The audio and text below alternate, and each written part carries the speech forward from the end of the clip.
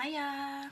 Okay, so I decided to give you guys a bit of a break from the makeup, and I'm going to show you about Ganache. Now, Ganache is something I use a lot in my cakes, and it's effectively cream and chocolate.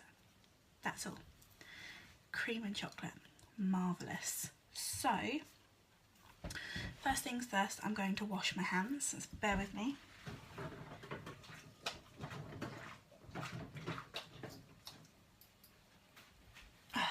Nice and clean.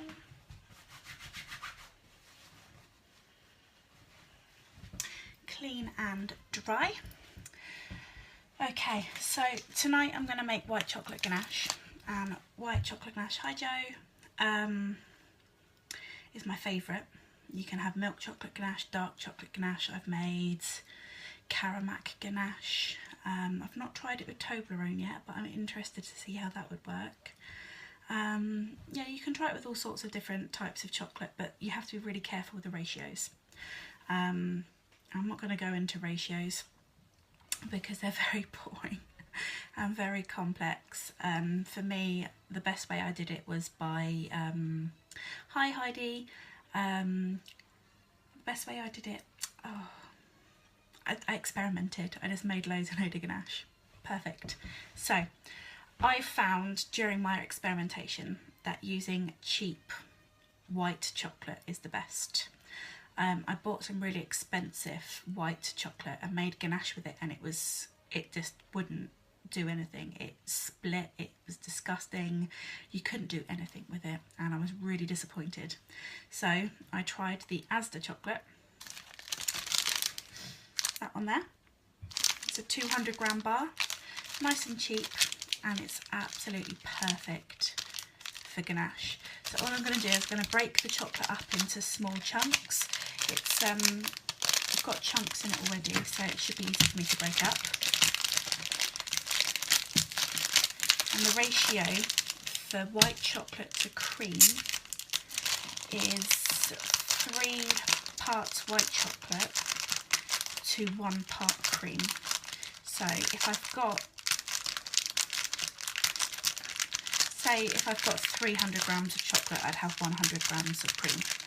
But you have to weigh your cream. You can't just pour 100 ml out. You have to weigh the grams because ganache is very temperamental. So that's the first bar. Let's open this up. I have a glass bowl.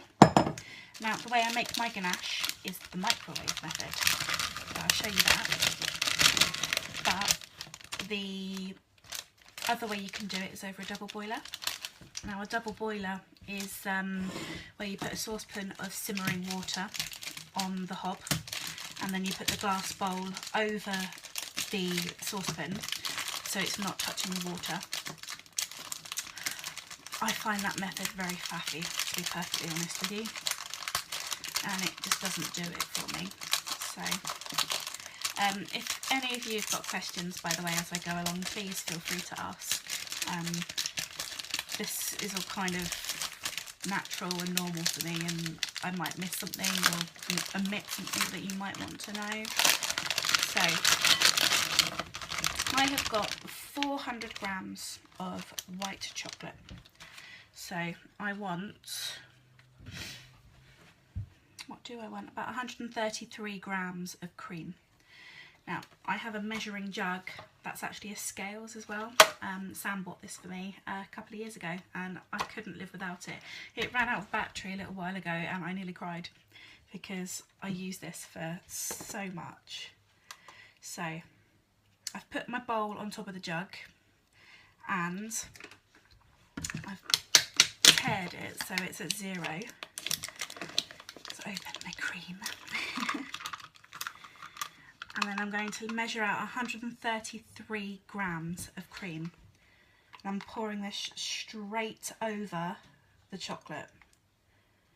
And all I'm going to do, I'm going to heat this in the microwave slowly and gently until I get ganache, basically. Ganache is, what am I making it for? Have you got a cake you're doing or just fancy making it? I've got a cake for a lady at work and I have some white chocolate ganache already made, but this is in case I run out, because knowing me, I'll gobble a lot as I'm ganaching the cake, because I'm like that. Okay, so it looks like that. 400 grams of chocolate, 133 grams of cream. Yeah, as I was saying earlier in the live, Nadine, she's asked, how do you get the ratio chocolate to cream? Dark chocolate, you do 1 to 1. So if you put 100 grams of chocolate, you do 100 grams of cream. With milk chocolate, you'd do 2 to 1. So 200 grams of chocolate to 100 of cream. And with white chocolate, it's 300 grams to 100 grams cream, etc. But it's very finicky, and I do recommend experimentation, because that's what I did. It doesn't always work, and the cheaper the chocolate, the better, I find. Okay, so I'm literally popping that in the microwave, and I'm going to pop it in the first time for 1 minute on a medium setting. So while that's doing that, I'll show you some of the other equipment I use. So I have a whole range of silicone spatulas. Why is white chocolate more? The chocolate, what am I trying to say? The chocolate content in white chocolate, the cocoa, is far less in white chocolate than it is in milk, and milk chocolate is less than in dark. So the higher the cocoa rate, sorry about that, the less cream you need, if that makes sense. I hope that made sense. Does that make sense, Joe? Anyway, silicone spatulas, I have hundreds of these. Yeah, hundreds and hundreds, but I shall use a couple of them tonight. Here we go. So it's had its first blast in the microwave. Now, the chocolate won't have all melted in that first blast, but what I do need to do is I need to mix this thoroughly and carefully. You don't want to get too much air into the ganache, because it won't thank you. Ganache doesn't like too much air at this stage. So I'm doing very gentle, I don't know if you can see that, very gentle folding. So some of the chocolate has melted, and I want to obviously incorporate that into the cream.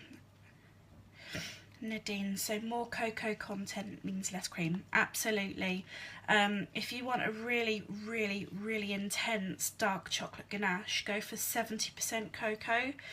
But I would really, really, really recommend experimenting with a cream ratio with that. Be very, very careful. Add it slowly, because, yeah, it's just not.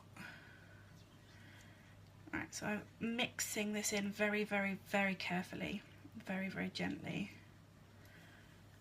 So I don't know if you can see, the cream has incorporated with some of the chocolate, but there are still a lot of lumps of chocolate. So what I'm going to do, I'm going to scrape spatula on the sides to get all that goodness off. And whack that into the microwave. Now this time I'm only doing 30 seconds.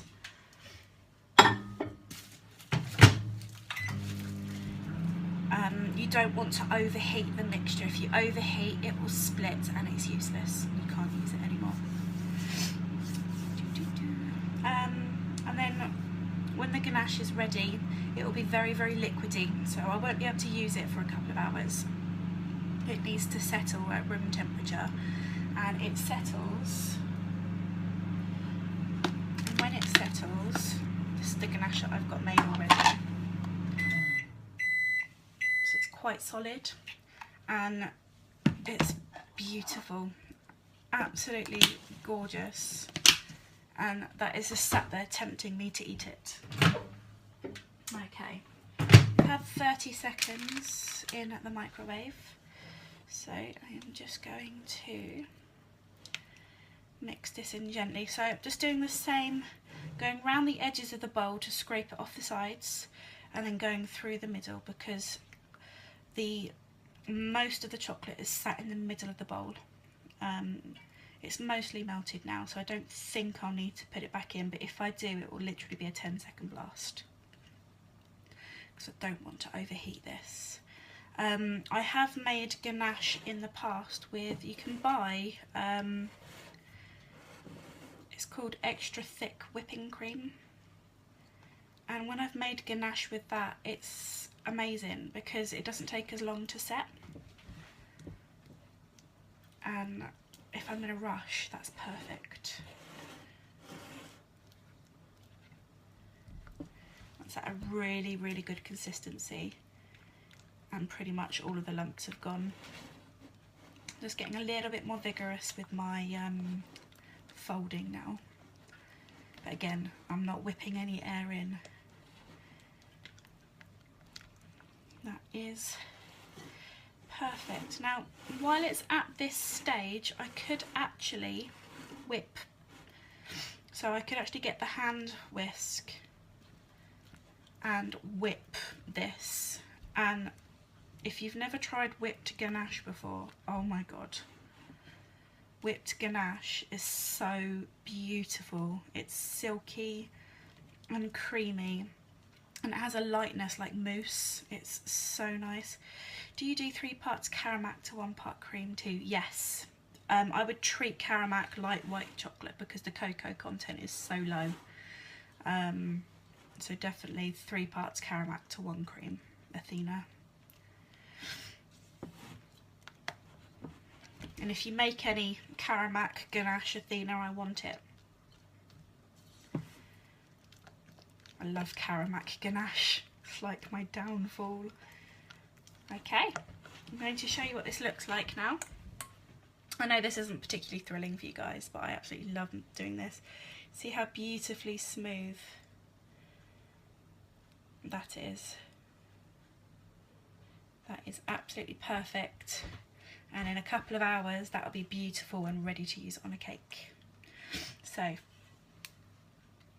that is how I make ganache, and that is my live for this evening, because I wasn't sure what to do and I didn't want to do another makeup tutorial or another makeup chat. So yeah, so I'm gonna get on and coat my cake in ganache because it needs I need to make the squares for Minecraft tomorrow. What's the best size for the squares, as I don't have a square cutter thing? Athena Putnam, fabulous, thank you. You're welcome, Athena. Nadine, okay. You could hand cut them. You can't share it, meanie. If you've got a ruler and a sharp knife, you could do it that way, and depending on how finicky you want it to be, you could do 1 centimetre by 1 centimetre squares, but I know that that is incredibly time consuming, so I would step it up to 2 by 2 or 3 by 3 just to save you so much time. I also recommend cutting them ahead of time and letting them dry a bit. They'll be easier to manage as they'll be stiff and you can just put them on the cake. Do you understand what I mean by that, Nadine?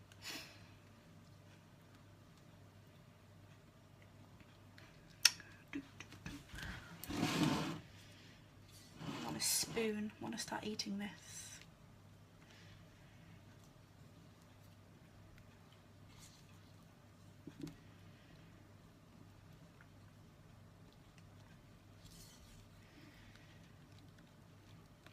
Okay, if that's everything for everyone, I am going to go and get my cake on,